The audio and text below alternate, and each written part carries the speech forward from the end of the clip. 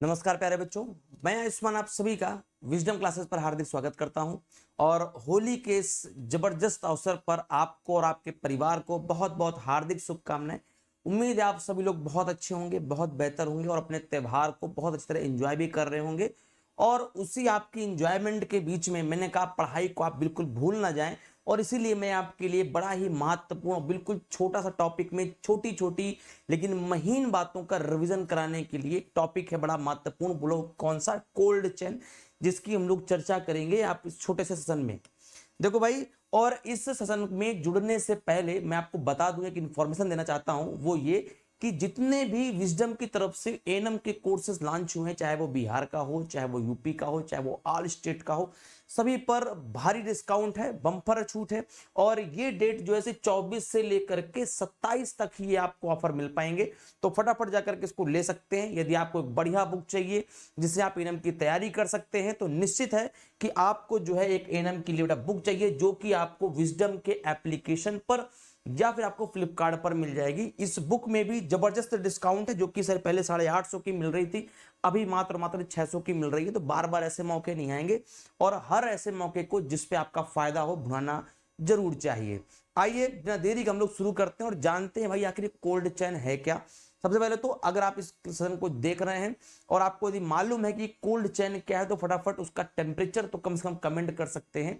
यदि नहीं मालूम तो बस 5 मिनट वेट करिए, सब कुछ मालूम पड़ जाएगा। देखो भाई, एक्चुअली में कोल्ड चैन है क्या।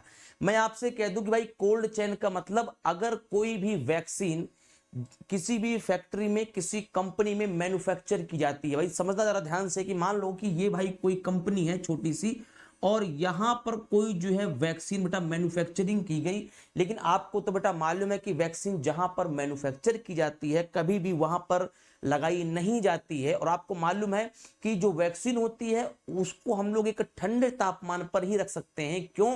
ताकि उसका जो पोटेंशियल है, उसकी जो क्षमता है, वो उस पर बरकरार रहे। मैं आपसे कह दूं भाई कि आपकी जो काम करने की क्षमता है वो घर के अंदर बेहतर है। मैं आपको रेगिस्तान में खड़ा कर दूं, मैंने कहा कि चलो आपको रेगिस्तान में बम्पर धूप में 50 डिग्री सेल्सियस में बैठ के 12 घंटे पढ़ाई करनी बोलो, क्या कर पाएंगे? क्या बोलेंगे सर नहीं कर सकते। क्यों? क्योंकि वहां पर जो वातावरण है वो आपके शरीर के हिसाब से नहीं बना। सेम चीज अगर आपसे कहते भाई वैक्सीन जो कि ठंडे तापमान पर रखने पर ही अपना काम अच्छे से कर सकती है, तो सेम चीज बेटा कोल्ड चैन यही काम करता है। यानी कि जिस टेम्परेचर पर जिस वैक्सीन को रखा जाना चाहिए, ये कोल्ड चैन वही काम करता है। यानी कि अगर कोई वैक्सीन किसी फैक्ट्री से निकली है तो सबसे पहले बोलो कहां पर जाएगी? वो ऐसे स्थान पर जाएगी। और आपको मालूम है कि यदि इस वैक्सीन को सपोज करो कि 5 डिग्री सेल्सियस में ही रखना जरूरी है, तो इस वैक्सीन को जहां जहां हम लोग लेकर के जाएंगे, चाहे भाई वो मेडिकल कॉलेज में चली जाए, या फिर भाई कोई डिस्ट्रिक्ट हॉस्पिटल में चली जाए, या फिर कोई सीएससी सेंटर में चली जाए, या फिर कोई बेटा पीएससी सेंटर में चली जाए, या फिर कोई उप स्वास्थ्य केंद्र में चले जाए, हर जगह पर इस वैक्सीन का टेम्परेचर रहेगा वो मेंटेन रहना चाहिए। बोलो कितना?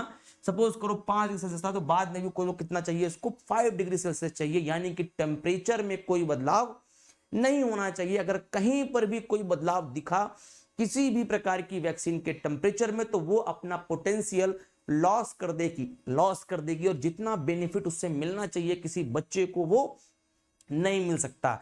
इसीलिए बेटा हम लोग कोल्ड चेन बनाते हैं। कोल्ड का मतलब ठंडा तापमान, चैन का मतलब एक ऐसी श्रृंखला जहां पर लगातार ठंडे तापमान पर ना उससे कम ना उससे ज्यादा किसी वैक्सीन को जो है मेंटेन करते हुए पहुंचाया जाए।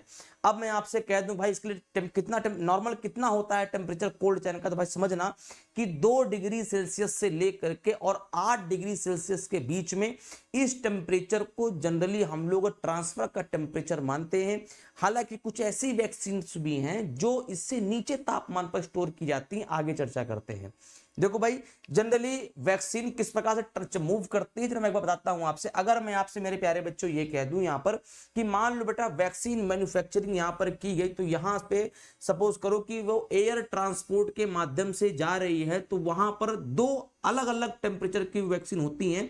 एक तो जो कि 2 से 8 डिग्री सेल्सियस पर काम करती है, और कुछ रहती है -15 से -25 डिग्री तक रह करके जो है वो अपना काम जो है वो करती है। तो जिस वैक्सीन को जितने तापमान की रिक्वायरमेंट होती है उसको उसी तापमान की रिक्वायरमेंट के हिसाब से रखते हुए अलग अलग सेंटरों में जो है वो ट्रांसफर करना, लेकिन बिना किसी तापमान के बदलाव के, ना तो कभी कम ना तो कभी ज्यादा। जितना तापमान रिक्वायर्ड है उतने तापमान तक इसको लेकर के अलग अलग जगहों पर पहुंचाना, और अलग अलग जगहों के माध्यम से बाद में मदर को और बच्चे को, यानी मां और बच्चे को, जच्चा और बच्चा दोनों को इसका लाभ देना, बिना उसका पोटेंशियल को खोए हुए वैक्सीन की, यही बोलो क्या है, कोल्ड चेन। आप देख पा रहे होंगे कि भाई यहाँ पे फैक्ट्री से निकल रही है और इतने माध्यमों से गुजरते हुए लगातार छोटे सेंटर से आते हुए मां तक पहुंच रही, बच्चे तक पहुंच रही है, लेकिन बीच में कहीं पर भी किसी भी प्रकार का कोई भी टेम्परेचर लॉस नहीं किया गया है। और यही खासियत बोलो किसकी है, कोल्ड चेन की है, ताकि वैक्सीन के पोटेंशियल को मेरे प्यारे बच्चों बना के लगातार रखा जा सके। अगली महत्वपूर्ण बात भाई नोट करना यहां पर, अगर आपसे कह दे भाई कौन कौन से इक्विपमेंट इसमें जो है वो हेल्प करते हैं। सबसे पहली बात, अगर मैं आपसे कह दूं भाई कि भाई इसमें कौन कौन से हेल्प कर रहे हैं, देखो भाई अगर आपसे कह दें कि भाई इसमें स्टोरेज क्या क्या है, आप देखते जाइए, मैं बोलते जाऊंगा। देखो 3 प्रकार के स्टोरेज इस पर होते हैं। बोलो पहला कौन सा, इलेक्ट्रिक, यानी कि वैक्सीन को रखने की ऐसी जगह जो कि बिजली से चलते हैं, जैसे कि मैं बोलूं भाई WIC यानी कि वॉक इन कूलर होगा, या फिर वॉक इन फ्रीजर होगा, या फिर ILR होगा यानी कि आइस लिंड रेफ्रिजरेटर, या फिर डीप फ्रीजर। ये तो चलेंगे बेटा बिजली से। कुछ ऐसे होंगे जो सोलर के माध्यम से चलेंगे, जैसे आपसे कहते हैं भाई सोलर रेफ्रिजरेटर। कुछ ऐसे होंगे जिस पर किसी भी प्रकार की बिजली की आवश्यकता नहीं होगी, अगर कभी भी इलेक्ट्रिसिटी कोलैप्स हो जाती है, कभी कोई समस्या आ गई बिजली की, तब भी वैक्सीन का टेम्परेचर ऊपर नीचे नहीं होगा, क्योंकि इनका टेम्परेचर को मेंटेन करने के लिए बिजली की आवश्यकता नहीं होती। जैसे कि बेटा कोल्ड बॉक्स है और वैक्सीन कैरियर है। इसके अलावा आपसे कहते हैं ट्रांसपोर्टेशन करने के लिए कौन कौन से इक्विपमेंट होते हैं जिनके हेल्प से हम लोग वैक्सीन को एक स्थान से लेकर के दूसरे स्थान तक जो है शिफ्ट करते। तो आप लोग बोलेंगे कि जैसे कि रेफ्रिजरेटर वैन हो गया, आइसोलेटेड वैन हो गया, कोल्ड बॉक्स हो गया, वैक्सीन कैरियर हो गया और आइस पैकेज हो गया। आपसे कह दे कि आखिर एसोसिएटेड इक्विपमेंट कौन कौन से हैं किसी भी जो है वो कोल्ड चेन के लिए, तो आप लोग क्या बोलेंगे भाई, स्टेबलाइजर हो जाएगा, जनरेटर और इन्वर्टर। साथ ही आपसे कह दे भाई टेम्परेचर को मॉनिटर करने के लिए कौन कौन डिवाइस काम में आती है, जैसे कि हम आपसे कह दें भाई थर्मामीटर हो गया, इलेक्ट्रॉनिक डेटा लॉगर फ्रिज हो गया, या फिर real time temperature monitoring device हो गया। तो ये अलग अलग प्रकार की कुछ डिवाइसें हैं जिनकी हेल्प से हम लोग टेम्परेचर को जो है वो मेजर कर पाते हैं। ये बात भी जो है वो आपके ध्यान पर रखनी चाहिए। तो आप यदि देख रहे हैं तो आप लोग उसका स्क्रीनशॉट ले सकते हैं, और जो भी आपके डाउट है फटाफट यहाँ पे बेटा कमेंट भी कर सकते हैं। और इसी के साथ ये कुछ इक्विपमेंट हैं जिनकी हेल्प से हम लोग बेटा वैक्सीन को जो है वो सुरक्षित रख पाते हैं, उसको उसके नियत तापमान पर उसको हम रख पाते हैं। जैसे आप देख पा रहे हैं ये ILR है, आइस लिंक्ड रेफ्रिजरेटर है, बगल में देख पा रहे हैं यहाँ पे डीप फ्रीजर है। आगे बढ़ेंगे बेटा ये वैक्सीन कैरियर है, बगल में आप देखें cold box and vaccine carrier है। आगे बढ़ेंगे, बोलो ये क्या है, आपका आइस पैक है। एक बार जो महत्वपूर्ण चीजें हैं कि भैया आखिर इसमें से कौन कौन से इक्विपमेंट में कौन कौन से टेम्परेचर की जो है हम लोग वैक्सीन को स्टोर कर सकते हैं, जरा ध्यान समझना। सबसे पहले बोलो क्या चीज दी गई बेटा, डीप फ्रीजर दिया गया है, जो कि एक बड़े साइज का डीप फ्रीजर होता है। और इसका टेम्परेचर कितना होगा, तो हम लोग क्या बोलेंगे भाई कि -15 से लेकर के -25 डिग्री सेल्सियस तक का जो उसका टेम्परेचर होता है। और इसके अंदर हम लोग खासकर बोलो कौन सी, आइस पैक तो लगाते ही हैं, और यहां पर बेटा OPV को स्टोर करते हैं। बोलो कितने, 3 मंथ तक जो है वो इसको हम लोग स्टोर कर सकते हैं। अगर हम लोग बेटा ILR की बात करेंगे तो वहां पर काफी सारी जो है वैक्सीन स्टोर होती हैं, जैसे कि आपसे हम कह देंगे जैसे भाई BCG है, OPV है, IPV है, RVV है, DPT, TT, measles, MR, hepatitis B, पेंटा, IPV, इनको जो है हम लोग 3 महीने तक स्टोर कर सकते हैं। अगली बारी बोलो क्या आ जाएगी, डीप फ्रीजर। तो भाई नोट करना कि डीप फ्रीजर का जो तापमान होता है वो -15 से -25 तक का होता है, और वहां पर हम लोग बेटा आइस पैक की हेल्प से जो है वो स्टोरेज करते हैं। आपसे कहते भाई ILR का टेम्परेचर कितना है, तो भाई आप लोग फटाफट कमेंट करो कि ILR का टेम्परेचर जो है वो कितना होता है। अगली बात, ILR भी 2 कैटेगरी में होते हैं, पहला बड़ा, दूसरा छोटा। और चाहे बेटा बड़ा हो या फिर छोटा हो, अगर वो ILR है तो उस पर जो है वो टेम्परेचर +2 डिग्री सेल्सियस से +8 तक रहते हैं। ध्यान रखना कि जो वैक्सीन बड़े में स्टोर हो रही थी वही सेम वैक्सीन जो है वो छोटे ILR में भी स्टोर होती हैं। और मैंने आपसे कहा था कि बड़े ILR में हो या फिर छोटे ILR में, वहां पर BCG है, OPV है, IPV है, RVV है, DPT है, TT है, मीजल्स है, MR है और हेपेटाइटिस बी की वैक्सीन को 3 महीने तक हम लोग जो है वो आसानी से स्टोर कर सकते हैं। तो साथ ही साथ अगर आपसे कह दें कि भाई ये जो टेम्परेचर है इसको आप लोग ध्यान से देख लीजिए, जो वैक्सीन जहां पर स्टोर हो रही है वो भी जरा ध्यान से देख लीजिए।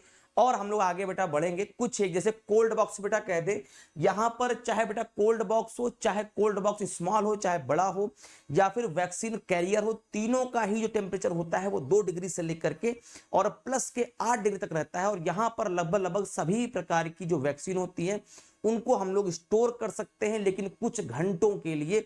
ये बात भी जो आपके ध्यान में रखना चाहिए। और यहाँ पर हम लोग जो मैंने जो पीछे लिख रखा है यहाँ पर, इसको भी आप ध्यान से देखना। यहाँ पर कोल्ड बॉक्स, लार्ज, स्मॉल और वैक्सीन कैरियर तीनों की हमने जो है वो जानकारी दे रखी है, जिसको आप पढ़ेंगे। मैंने जो बेसिक बात है मैंने आपको ऑलरेडी बता दिया है। और एक बात हम लोग जरा देखते हैं कि ILR होता है कैसे है, और कभी भी ILR में हम लोग जब रखते हैं किसी वैक्सीन को तो हम लोग किस क्रम में रखते हैं। तो भाई नोट कर लो यहाँ पर और ध्यान देखेंगे भी। देखो भाई, सबसे जो नीचे रखते हैं हम लोग वो IPV की वैक्सीन रखते हैं। IPV के जस्ट ऊपर रखते हैं मीजल्स को, उसके बाद बेटा BCG को, उसके ऊपर रोटा को, फिर TD और TT को, फिर DPT को, IPV को, फिर पेंटा और PCV को रखते हैं, और फिर हेपेटाइटिस बी को उसके ऊपर डायल्यूवेंट हम लोग रखते हैं। अब मेरा आपसे एक ये प्रश्न है कि जरा भाई आप जो भी बच्चे जान रहे हैं वो फटाफट ये कमेंट कर दें कि आखिर सबसे नीचे OPV को क्यों रखा गया और सबसे ऊपर हेपेटाइटिस बी को क्यों रखा गया। आखिर इसका क्या कारण हो सकता है कि सबसे नीचे OPV की वैक्सीन रखी जा रही है, सबसे ऊपर रखी जा रही है हेपेटाइटिस बी की। आखिर कुछ ना कुछ तो इसका कारण होगा ना कि सबसे नीचे OPV को रखा गया। आखिर सबसे नीचे हम लोग हेपेटाइटिस बी को नीचे क्यों नहीं रख रहे हैं, आखिर OPV को हम लोग ऊपर क्यों नहीं रख रहे हैं। तो जो भी कारण है आप लोग कमेंट करके बताना। अगर आप लोग कमेंट नहीं कर पाए, यदि प्रश्न आपको ना समझ में आया हो या फिर इसका उत्तर आपको ना आता हो, आप कमेंट करिएगा और मैं इसका जवाब जो है वो अगली आने वाली जो लाइव क्लास रहेगी उस पर जरूर दूंगा। ये मेरा आपसे वादा रहने वाला है। देखो भाई, एक अगली बात जो बड़ी महत्वपूर्ण है और प्यारे बच्चे, वो ये है, एक बार फिर से मैं रिपीट करता हूं कि आप में से जिन बच्चों ने भी अभी तक कोर्स नहीं लिया है वो कोर्स को ले ले। होली के इस जबरदस्त माहौल में जबरदस्त डिस्काउंट आप सबके लिए है। जो कोर्स 2500 का था वो मात्र 2000 का आपको मिलेगा। और इसमें भी आपको जो पुस्तक है, जो बेटा बुक है, उसमें फ्लैट जो है वो 250 का डिस्काउंट है। 850 की जो बुक है मात्र कितने की मिल रही है, 600 की मिल रही है। ऐसे मौके बार बार नहीं आते और ना ही हमें ऐसे मौके कभी छोड़ने चाहिए। और फटाफट बुक जो है इस बुक को भी ले सकते हैं, ये आपको एप्लीकेशन पर मिल जाएगी। एप्लीकेशन आपको प्ले स्टोर पर मिल जाएगा। तब तक के लिए बहुत बहुत शुक्रिया, धन्यवाद, नमस्कार, जय हिंद। आप लोग होली खेलिए, खूब अच्छे से खेलिए, लेकिन ऐसा खेलिए कि आपके चेहरे को, आपके परिवार को या फिर किसी दूसरे व्यक्ति को शरीर से में कोई समस्या ना आए, क्योंकि आप सभी लोग स्वास्थ्य बनाने वालों में से हैं, ना कि किसी को नुकसान पहुंचाने वालों में से। बहुत बहुत शुक्रिया, नमस्कार प्यारे बच्चों।